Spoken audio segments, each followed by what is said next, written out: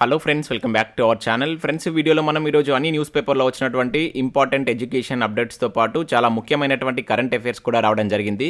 So వాటన్నిటి గురించి one by one ఈ వీడియోలో అయితే చూద్దాం. సో వీడియో చూస్తున్న ప్రతి ఒక్కరి వీడియోని ఖచ్చితంగా లైక్ చేయండి. డైలీ 1 to 2 hours వర్క్ చేసి దాదాపుగా 8 న్యూస్ పేపర్ చదివి మీకు ఇన్ఫర్మేషన్ అయితే అందించడం జరుగుతుంది. చాలామంది మన వీడియోస్ని ఫాలో అవుతున్నారు కానీ లైక్ చేయట్లేదు. ఖచ్చితంగా లైక్ చేయండి. మీరు ఇచ్చేటువంటి లైక్స్ ఒక టైప్ ఆఫ్ ఎంకరేజింగ్గా ఉంటాయి. సో ఈ వీడియోకి అయితే నేను 1000 లైక్స్ ఎక్స్పెక్ట్ చేస్తున్నాను. సో ఇది ఎవరికైతే యూజ్ ఉంటుందో వారికి షేర్ చేయండి. అదేవిధంగా సబ్స్క్రైబ్ చేసుకొని చూడండి. రెగ్యులర్గా మీకు జాబ్ అప్డేట్స్ అంతా మన ఛానల్కి సంబంధించిన టెలిగ్రామ్ గ్రూప్లో కూడా జాయిన్ కాండి. సో దాంట్లో కూడా రెగ్యులర్గా జాబ్ అప్డేట్ షేర్ చేస్తున్నాను. మీకు చాలా యూజ్ ఉంటుంది. ఆ గ్రూప్లో కంపల్సరీ జాయిన్ కాండి. ఫ్రెండ్స్, మన ఛానల్ ద్వారా తెలంగాణ కల్చర్ కావచ్చు, ప్రభుత్వ పథకాలకు సంబంధించినటువంటి 2 గ్రాండ్ టెస్ట్ అనేది మన యాప్లోకి తీసుకురావడం జరిగింది. టాప్ 100 బిట్స్కి సంబంధించినటువంటి గ్రాండ్ టెస్ట్ మన యాప్లో అయితే ప్రజెంట్ ఉన్నాయి. జస్ట్ మీరు 30 రూపీస్ చెల్లించి దీనికి సంబంధించిన టెస్ట్ను ఆన్లైన్లో రాసుకోవచ్చు. అదేవిధంగా పీడిఎఫ్ను కూడా డౌన్లోడ్ చేసుకోవచ్చు. ఇక దాంతోపాటుగా మన యాప్లో గ్రూప్ 4 కావచ్చు, గ్రూప్ 2కు సంబంధించి కావచ్చు, ఆర్థమెటిక్కి సంబంధించినటువంటి వీడియో కోర్సెస్ కూడా ఉన్నాయి. వాటితో పాటుగా కరెంట్ అఫైర్స్ పీడిఎఫ్ కూడా పర్ మంత్కి 20 రూపీస్ చొప్పున చెల్లించి మీరు పీడిఎఫ్ను పొందవచ్చు. ఫిబ్రవరి మంత్కి సంబంధించిన పీడిఎఫ్ కూడా అప్డేట్ చేశాం. ఇంకా ఇండియన్ పాలిటీకి సంబంధించిన టెస్ట్ సిరీస్ కావచ్చు, అదేవిధంగా తెలంగాణ చరిత్ర, తెలంగాణ ఉద్యమ చరిత్ర అండ్ జనరల్ సైన్స్కి సంబంధించినటువంటి టెస్ట్ సిరీస్తో పాటు జనరల్ స్టడీస్కి సంబంధించినటువంటి షార్ట్ హ్యాండ్ రైటింగ్ నోట్స్ కూడా ఉంది. శాంపిల్ టెస్ట్లు, శాంపిల్ పీడిఎఫ్స్ అక్కడ ఉంటాయి. చూసిన తర్వాత నచ్చితే దానికి సంబంధించిన కోర్స్ అయితే తీసుకోండి. ఫ్రెండ్స్, ఈరోజు న్యూస్ పేపర్లో వచ్చినటువంటి అప్డేట్స్ కనుక చూసినట్టయితే మనకు ఫస్ట్ అప్డేట్ వచ్చేసి టీఎస్పీఎస్సీ కంప్యూటర్ల హ్యాకింగ్ అనే టైటిల్ తోటి మనం ఈనాడు న్యూస్ పేపర్లో ఒక అప్డేట్ అయితే ఇక్కడ చూడవచ్చు. ప్రశ్నల సాఫ్ట్ కాపీ వివరాలు బయటకు. నేటి టౌన్ ప్లానింగ్ బిల్డింగ్ ఓవర్సీస్ పరీక్ష వాయిదా. 15-16 తేదీల్లో వెటర్నరీ అసిస్టెంట్ పరీక్ష కూడా అంటూ ఇక్కడ ఒక అప్డేట్ మనం చూడవచ్చు. సో ఇక్కడ ఉన్నటువంటి ఇన్ఫర్మేషన్ కనుక చూసినట్టయితే మనకు Telangana public service commission TSPSC కంప్యూటర్లు హ్యాకింగ్ గురి అయ్యాయి. So town planning building overseas పోస్టుల భర్తీ పరీక్షకు సంబంధించినటువంటి ప్రశ్నల సమాచారం తస్కరణకు గురి అయినట్లు కమిషన్ గుర్తించింది. సో దీంతో ఈ నెల 12న నిర్వహించవలసినటువంటి సదూర రాత పరీక్షను వాయిదా వేస్తున్నట్లు శనివారం ప్రకటించిందంటే ఇక్కడ చూడవచ్చు. సో పరీక్ష వాయిదాపై అభ్యర్థులకు SMS ద్వారా సమాచారం పంపినట్లు టీఎస్పీఎస్సీ కార్యదర్శి అనితా రామచంద్రన్ తెలిపారని చెప్పేసి ఇక్కడ చూడవచ్చు.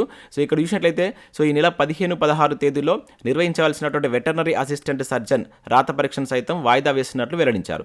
సో ఈ పోస్టులకు రాత పరీక్ష తేదీలను త్వరలోనే వెల్లడిస్తామని చెప్పేసి తెలపడం జరిగింది. సో ఇక్కడ చూసినట్లయితే మనకు టౌన్ ప్లానింగ్ పోస్టులకు ఈ నెల 12న OMR పద్ధతిలో రాత పరీక్ష నిర్వహించేందుకు టీఎస్పీఎస్సీ ప్రశ్నపత్రాలను ముద్రించి పరీక్షా కేంద్రాలకు పంపిణీ చేసింది. పరీక్షకు ఒక రోజు ముందు అంటే శనివారం టీఎస్పీఎస్సీ కంప్యూటర్ల నుంచి సమాచారం హ్యాక్ అయినట్లయితే అధికారులు గుర్తించారు. సో ఈ విషయంపై అత్యవసర సమావేశం నిర్వహించినటువంటి కమిషన్ టౌన్ ప్లానింగ్ అదేవిధంగా వెటర్నరీ అసిస్టెంట్ సర్జన్ పోస్టులు పరీక్ష వాయిదా వేయాలని చెప్పేసి నిర్ణయం తీసుకుందని చెప్పేసి ఇక్కడ ఇచ్చారు.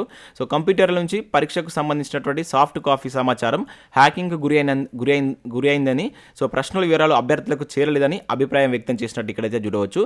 సో దాంతోపాటు ఇక్కడ చూసినట్లయితే మనకు రంగంలోకి పోలీసులు అని చెప్పేసి ఇచ్చారు. సో అదుపులోకి 2 వ్యక్తులను కూడా తీసుకున్నట్లు ఇక్కడ ఒక అప్డేట్ అయితే మనం చూడవచ్చు. సో దీనికి సంబంధించి ఈరోజు మనకు చాలా న్యూస్ పేపర్లో అప్డేట్స్ అయితే వచ్చాయి. ఇక్కడ మరొక న్యూస్ పేపర్లో కూడా చూడవచ్చు. టీఎస్పీఎస్సీ సైట్ హ్యాక్ అనేటువంటి టైటిల్ తోటి మనకు ఆంధ్రజ్యోతిలో కూడా ఇచ్చారు. సో మనకు టీఎస్పీఎస్సీ కూడా ఒక ప్రెస్ నోట్ అయితే రిలీజ్ చేసింది. సో వీటికి సంబంధించినటువంటి ఎగ్జామ్స్ పోస్ట్ పోన్ చేయబోతున్నట్లు సో దీనికి సంబంధించి ఇక్కడ మనకి ప్రెస్ నోట్ అయితే మెన్షన్ చేయడం జరిగింది అనమాట. సో ఈ 2 ఎగ్జామ్స్, ఒకటి ఈ రోజు ఉండేది, నెక్స్ట్ ఒకటి 15th, 16th అయితే ఉండేది. వీటిని మళ్ళీ ఫర్దర్గా వాటికి సంబంధించిన డేట్స్ డిక్లేర్ చేస్తామని చెప్పేసి అయితే మనకి ఇక్కడ ఈ ప్రెస్ నోట్లో టీఎస్పీఎస్సీ అయితే ప్రకటించింది. ఇక నెక్స్ట్ అప్డేట్ కనుక చూసినట్లయితే మనకి ఇక్కడ TSLPRB తుది రాత పరీక్షలు ప్రారంభం అనే టైటిల్ తోటి ఈనాడు న్యూస్ పేపర్లో మరొక అప్డేట్ ఇక్కడ మనం చూడవచ్చు. ASI కానిస్టేబుల్ల స్థాయి పోస్టుల నియామకానికి తెలంగాణ రాష్ట్ర స్థాయి పోలీస్ నియామక మండలి TSLPRB ఆధ్వర్యంలో శనివారం తుది రాత పరీక్షలు ప్రారంభమయ్యాయి. సో తొలి రోజు సాంకేతిక విభాగంలో పోస్టుల కోసం పరీక్షలు నిర్వహించారు. So information technology and communication విభాగం SI పోస్టుకు 4099 మందికి గాను 3233 మంది అంటే 78% హాజరైనట్లు ఇక్కడ ఇచ్చారు. ఇంకా ఫింగర్ ప్రింట్ బ్యూరో ASI పోస్టులకు సంబంధించి 2008 మందికి గాను 1526 మంది అంటే 76% మంది హాజరైనట్లు ఇక్కడ ఇవ్వడం జరిగింది. సో 2 పరీక్షలకు కలిపి 6107 మందికి గాను 4759 మంది హాజరయ్యారు అంటే 77.93% హాజరైనట్లు ఇక్కడ ఇవ్వడం జరిగింది. సో అభ్యర్థులకు పరీక్షా కేంద్రాల్లో బయోమెట్రిక్ విధానంలో హాజరు తీసుకొని డిజిటల్ ఫింగర్ ప్రింట్తో పాటు డిజిటల్ ఫోటోగ్రాఫ్లు సేకరించారు. ఒక అభ్యర్థికి బదులు మరొకరు పరీక్షకు హాజరు కాకుండా ఈ జాగ్రత్తలు తీసుకున్నట్లు ఇక్కడ ఇవ్వడం జరిగింది. సో ఈ పరీక్షల ప్రాథమిక కీని త్వరలోనే విడుదల చేస్తామని చెప్పేసి మనకు మండలి చైర్మన్ వివి శ్రీనివాసరావు తెలిపినట్లు ఇక్కడ ఒక అప్డేట్ మనం పోలీస్ ఉద్యోగాలకు సంబంధించిన అప్డేట్ అయితే చూడవచ్చు. సో నెక్స్ట్ ఇక్కడ మనం చూసినట్లయితే ఖమ్మం జిల్లాలో కాంట్రాక్ట్ ఉద్యోగాలని చెప్పేసి ఇక్కడ ఒక అప్డేట్ చూడవచ్చు. సో ఖమ్మం జిల్లాలో మనకు వైద్య కార్యాలయంలో ఉన్నటువంటి కొన్ని పోస్టుల భర్తీకి సంబంధించి నోటిఫికేషన్ అయితే జారీ చేశారు. మొత్తం 19 వేకెన్సీస్ అయితే ఉన్నాయి. సో దీనిలో మనకు ఏఎన్ఎం కావచ్చు, సైకాలజిస్ట్ సంబంధించి కావచ్చు, మెడికల్ ఆఫీసర్ సంబంధించినటువంటి పోస్టులు అయితే ఉన్నాయి. వీటికి సంబంధించి మీరు అప్లై చేసుకోవాలనుకుంటే సో ఇక్కడ ఇంటర్ డి ఫార్మసీ దాంతోపాటుగా బీకామ్ డిగ్రీ ఉత్తీర్ణతతో పాటు కూడా దీనిలో కొన్ని పోస్టులు అయితే ఉన్నాయి. డేటా ఎంట్రీ ఆపరేటర్ సంబంధించిన పోస్టులు అయితే ఉన్నాయి. 18 నుంచి 44 సంవత్సరాల మధ్య మీ ఏజ్ అనేది ఉండాలి. సో ఇక్కడ ఉన్నటువంటి వెబ్సైట్కి వెళ్ళి చూసి మీకు కనుక ఎలిజిబిలిటీ ఉంటే మార్చి 13 లోపు మీరు వీటికి అప్లై చేసుకోండి. సో నెక్స్ట్ అప్డేట్ కనుక చూసినట్లయితే ఇక్కడ రేయింబవళ్ళు చదువుకోవచ్చు అనే టైటిల్ తోటి మరొక న్యూస్ మనం ఈనాడు న్యూస్ పేపర్లో చూడవచ్చు. 24 గంటలు తెరిచి ఉండేటువంటి కరీంనగర్ జిల్లా గ్రంథాలయం అని చెప్పేసి ఇక్కడ ఒక అప్డేట్ అయితే రావడం జరిగింది. సో రాష్ట్రంలో పోలీసు గ్రూప్స్ పరీక్షల్లో విజయం సాధించి కొలువు కల సాకారం చేసుకోవడమే లక్ష్యంగా అభ్యర్థులు పుస్తకాలతో కుస్తీ పడుతున్నారు. సో ఇలాంటి వారికి కరీంనగర్ జిల్లా కేంద్ర గ్రంథాలయం బాసటగా నిలుస్తుంది. సో 24 గంటల పాటు చదువుకునేటువంటి వెసులుబాటును కల్పిస్తుంది. 2022 ఏప్రిల్ నుంచి ఈ సదుపాయాన్ని అందుబాటులోకి తెచ్చారని చెప్పేసి ఇక్కడ ఇచ్చారు. సో రాష్ట్రంలో రెయిన్బవళ్ళు తెరిచి ఉండేటువంటి గ్రంథాలయాల్లో ఇది ఒక్కటే కావడం విశేషం అని చెప్పేసి ఇక్కడ ఇచ్చారు. సో కొందరు రాత్రంతా ఇక్కడే ఉండి చదువుతున్నారు, మరికొందరు అర్ధరాత్రి వరకు చదువుకొని ఇళ్లకు వెళ్ళి మళ్ళీ వేకుజామునే వస్తున్నారని చెప్పేసి ఇక్కడ ఇవ్వడం జరిగింది. సో ఇక్కడ చదివినటువంటి 20 మందికి పైగా అభ్యర్థులు గ్రూప్ 1 ప్రాథమిక పరీక్షల్లో ఉత్తీర్ణులయ్యారని చెప్పేసి కూడా ఇక్కడ ఇచ్చారు. సో వాటి యొక్క ప్రత్యేకతలు కూడా ఇక్కడ చూడవచ్చు ఈ గ్రంథాలయం సంబంధించి. సో గ్రంథాలయానికి నిత్యం 1500 మంది వస్తుంటారని చెప్పేసి ఇచ్చారు. మొత్తం 75,807 పుస్తకాలు అయితే ఉన్నాయంట. సో మొత్తం 6 గదులు ఉండగా యువకులకు 4, యువతులకు 2 కేటాయించారని చెప్పేసి ఇచ్చారు. 600కు పైగా కుర్చీలు ఉన్నట్లు కూడా ఇక్కడ ఇవ్వడం జరిగింది. ఇది మనకు కరీంనగర్ జిల్లా గ్రంథాలయం సంబంధించి. సో ఇక్కడనే మనకు మధ్యాహ్నం నగరపాలక సంస్థ ఆధ్వర్యంలో 5 రూపాయలకే భోజనం కూడా పెడుతున్నట్లయితే ఇక్కడ ఒక అప్డేట్ అయితే ఇవ్వడం జరిగింది. సో మన ఛానల్ సబ్స్క్రైబర్స్ ఎవరైనా ఈ గ్రంథాలయం వెళ్ళి చదువుతున్నారంటే కింద కామెంట్ చేసేటువంటి ప్రయత్నం చేయండి. సో నెక్స్ట్ అప్డేట్ కనుక చూసినట్టు మనకు పోస్టల్ జీడీఎస్ ఫలితాలు అయితే మనకు నిన్న రిలీజ్ చేయడం జరిగింది. సో దానికి సంబంధించి మీరు ఇక్కడ చూడవచ్చు వెబ్సైట్లో. సో ఇక్కడ షార్ట్ లిస్ట్ క్యాండిడేట్స్ అని చెప్పేసి కనబడుతుంది. దీనిపైన క్లిక్ చేస్తే మీకు ఏ రాష్ట్రానికి సంబంధించిన లిస్ట్ అయినా మీరు ఇక్కడ నుంచి డౌన్లోడ్ చేసుకోవచ్చు. ఇక్కడ మనకు తెలంగాణకు సంబంధించి కావచ్చు, అదేవిధంగా ఆంధ్రప్రదేశ్కి సంబంధించిన లిస్ట్ అయితే రిలీజ్ చేశారు. సో మినిమం 95% మార్క్స్ ఉన్నటువంటి అభ్యర్థి అయితే సెలెక్ట్ కావడం జరిగింది. సో వీటికి సంబంధించిన పీడిఎఫ్ నేను మన టెలిగ్రామ్లో షేర్ చేస్తాను, మీరు అక్కడి నుంచి కూడా చెక్ చేసుకోవచ్చు. నేను ఈవినింగ్ మనకు పోస్టల్ శాఖ ఈ ఫలితాలను అయితే రిలీజ్ చేయడం జరిగింది. లేదంటే మీరు ఇక్కడ ఉన్నటువంటి ఇండియన్ పోస్ట్ జీడీఎస్ ఆన్లైన్ అనేటువంటి వెబ్సైట్కి వచ్చినట్లయితే ఇక్కడ నుంచి కూడా మీరు డౌన్లోడ్ చేసుకొని మీరైతే వీటికి చెక్ చేసుకోవచ్చు. మన టెలిగ్రామ్లో జాయిన్ అయినట్లయితే దాంట్లో కూడా షేర్ చేస్తాను, అక్కడ నుంచి మీరు చూసుకోండి.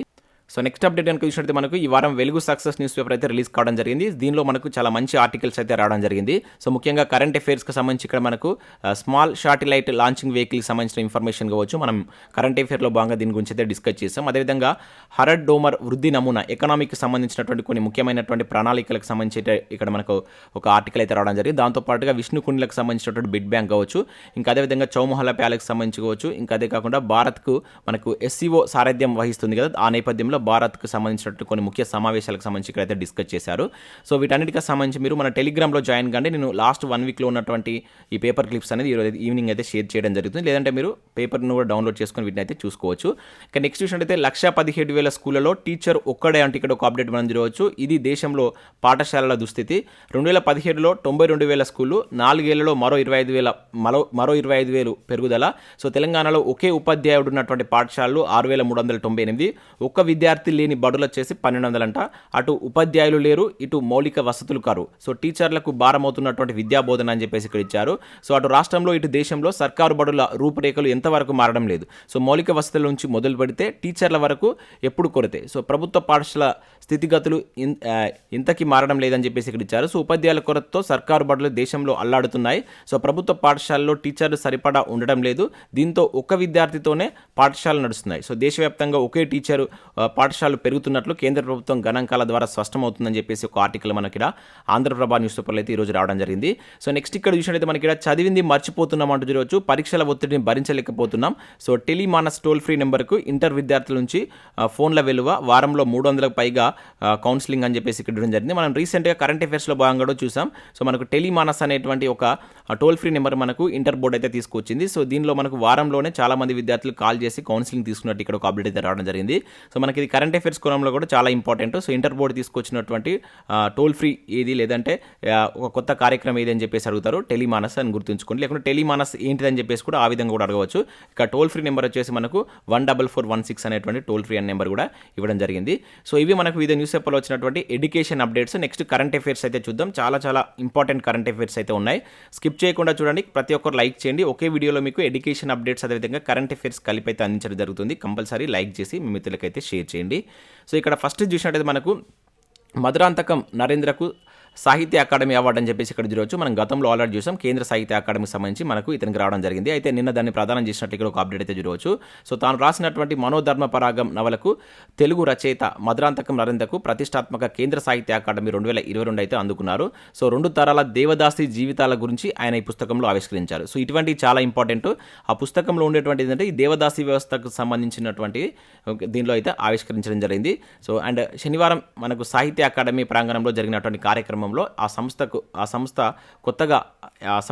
ఎవరైతే కొత్తగా అధ్యక్షుడు ఎన్నికైనటువంటి మాధవ్ కౌశిక్ నుంచి పురస్కారాన్ని అందుకున్నాడు. ఇక్కడ మరొక కరెంట్ అఫేర్ కూడా మనం గుర్తుంచుకోవాల్సి ఉంటుంది. సో కేంద్ర సాహిత్య అకాడమీకి సంబంధించి మనకు కొత్త అధ్యక్షుడు అయితే రావడం జరిగింది, మాధవ్ కౌశిక్ అనేటువంటి person.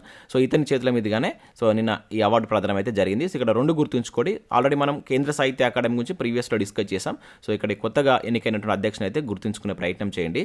So next current affair కనుక చూసినట్లయితే చైనా కొత్త ప్రధాని లీ చియాంగ్ అంటూ ఇక్కడ ఒక అప్డేట్ మనం చూడవచ్చు.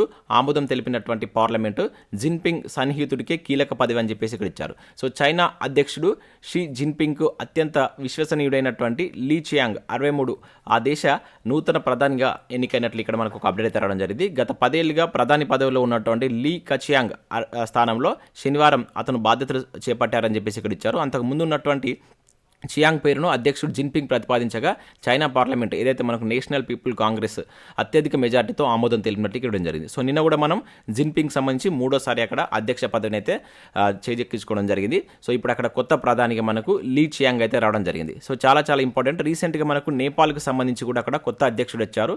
సో అతను ఎవరనేది కింద కామెంట్ చేయండి. మనం లాస్ట్ మంత్లో కూడా మనకేది బంగ్లాదేశ్ సంబంధించినటువంటి ఒక కొత్త ప్రధాని రావడం జరిగింది. అదేవిధంగా న్యూజిలాండ్కి సంబంధించి కూడా కొత్త ప్రధాని వచ్చారు. సో ఇట్లా దేశాలకు సంబంధించినటువంటి కొత్త ప్రధానులు కావచ్చు, అధ్యక్షులు వస్తున్నప్పుడు వాళ్ళందరికీ సంబంధించినటువంటి ఇన్ఫర్మేషన్ ఒక దగ్గర మీరైతే రాసుకోండి. ఈజీగా మీకు చదువుకోవడానికి ఛాన్స్ ఉంటుంది. అదేవిధంగా మనం మిస్ చేయకుండా కూడా వాటిని చదువుకోవచ్చు. నెక్స్ట్ విషయం ఇక్కడ మనకు ఇండోనేషియాలో మొరాఫీ అగ్నిపర్వత విస్ఫోటనం అంటే ఇక్కడ ఒక ఇంపార్టెంట్ కరెంట్ అఫేర్ చూడవచ్చు. సో ఇక్కడ చూసినట్లయితే మనకు ఇండోనేషియాలో ఉన్నటువంటి మౌంట్ మొరాఫీ అనే అగ్నిపర్వతం శనివారం విస్ఫోటనం చెందింది. సో దాని నుంచి భారీగా వేడి వాయువులు కావచ్చు, లావా, బూడిదాలు వెలువడుతున్నాయి. సో ఇవి 7 కిలోమీటర్ల దూరం వరకు వ్యాపించాయంటే ఇక్కడ చూడవచ్చు. సో ఇక్కడ మనం డైరెక్ట్గా గుర్తుంచుకోవాల్సింది ఏంటంటే ఇటీవల వార్తల్లో ఉన్నటువంటి ఈ మొరాఫీ అనేటువంటి అగ్నిపర్వతం ఏ దేశంలో విస్ఫోటనం చెందిందని చెప్పేసి అంటాడు. సో ఇండోనేషియా అని చెప్పేసి గుర్తుంచుకోండి. ఇక్కడ నెక్స్ట్ చూసినట్లయితే మనకు ఏప్రిల్లో 2వ విడత గొర్రెల పంపిణీ అని చెప్పేసి ఇక్కడ ఒక అప్డేట్ మనం చూడవచ్చు. ఇతర రాష్ట్రాల నుంచి కొనుగోలు పశు సంవర్ధన శాఖ ప్రణాళిక అని చెప్పేసి ఇచ్చారు. సో మనకు తెలంగాణలో 2వ విడత గొర్రెల పంపిణీకి రాష్ట్ర ప్రభుత్వం అయితే సిద్ధమవుతుంది. సో ముఖ్యమంత్రి కేసీఆర్ ఆదేశాల మేరకు సో మనకు బిఆర్ అంబేద్కర్ జయంతి రోజున ఏప్రిల్ 14న వీటి యొక్క పంపిణీ 2వ విడత పంపిణీ అయితే ప్రారంభించినట్లు ఇక్కడ ఒక అప్డేట్ అయితే రావడం జరిగింది.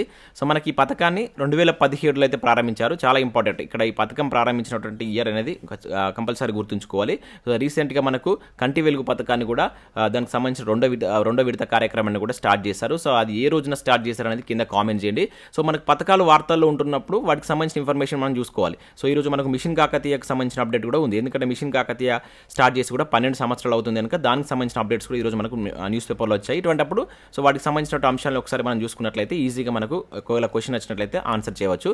సో ఇక్కడ విషయం అయితే దేశంలోనే ఫస్ట్ ట్రాన్స్జెండర్ టీ స్టాల్ అంటే ఇక్కడ చూడవచ్చు గౌహతి రైల్వే స్టేషన్లో ఏర్పాటు. సో మనకు అస్సాంలో ఉన్నటువంటి గౌహతి రైల్వే స్టేషన్లో ఈ ట్రాన్స్ టీ స్టాల్ను రైల్వే శాఖ అయితే ఏర్పాటు చేసింది. సో ప్లాట్ఫామ్ నెంబర్ 1 పైన సో ఈ ట్రాన్స్ టీ స్టాల్ను శుక్రవారం మనకు NF railway general manager Anshal Gupta ప్రారంభించినట్లు ఇక్కడ ఒక అప్డేట్ అయితే మనం చూడవచ్చు.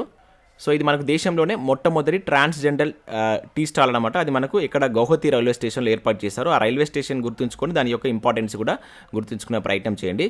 సో నెక్స్ట్ కరెంట్ అఫేర్ కనుక చూసినట్లయితే వృద్ధులు ఇంటి నుంచి ఓటు వేయవచ్చు అంటే ఇక్కడ ఒక ఇంపార్టెంట్ కరెంట్ అఫేర్ చూడవచ్చు. కర్ణాటక అసెంబ్లీ ఎన్నికల్లో అమలు చేయనున్నటువంటి ఈసీ.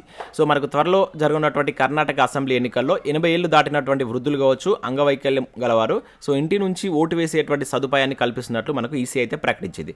సో కర్ణాటక శాసనసభ ఎన్నికల్లో ఈ సదుపాయాన్ని తొలిసారిగా అయితే కల్పిస్తున్నట్లు మనకు నిన్న ఈసీ అయితే ప్రకటించడం జరిగింది, ఎలక్షన్ కమిషన్. సో చాలా ఇంపార్టెంట్. ఏ ఎలక్షన్లో అని చెప్పేసి అంటాడు, కర్ణాటక అసెంబ్లీ ఎలక్షన్ అని చెప్పేసి గుర్తుంచుకోండి. ఎన్ని సంవత్సరాలు దాటిన వారంటే 8 ఇయర్స్ దాటినటువంటి అభ్యర్థులు ఇంటి నుంచి ఓటు వేసేటువంటి సదుపాయాన్ని మొట్టమొదటిసారికి మనకు ఎలక్షన్ కమిషన్ అయితే కర్ణాటక ఎలక్షన్లో తీసుకురాబోతుంది. ఇక నెక్స్ట్ విషయంలో ఇక్కడ జనపనారకు మంచి రోజుల చైనా అంటే ఇక్కడ ఒక అప్డేట్ చూడవచ్చు. 3 భారీ పరిశ్రమల ఏర్పాటుకు రాష్ట్ర ప్రభుత్వం సన్నాహాలని చెప్పేసి ఇక్కడ చూడవచ్చు. సో మనకు ఆహార ధాన్యాల నిల్వ కోసం విధిగా మనకు జనపనార సంచులను ఎక్కువగా యూజ్ చేస్తుంటారు. సో వాటి యొక్క ప్రాధాన్యత అనేది మనకు పెరగడం జరిగింది.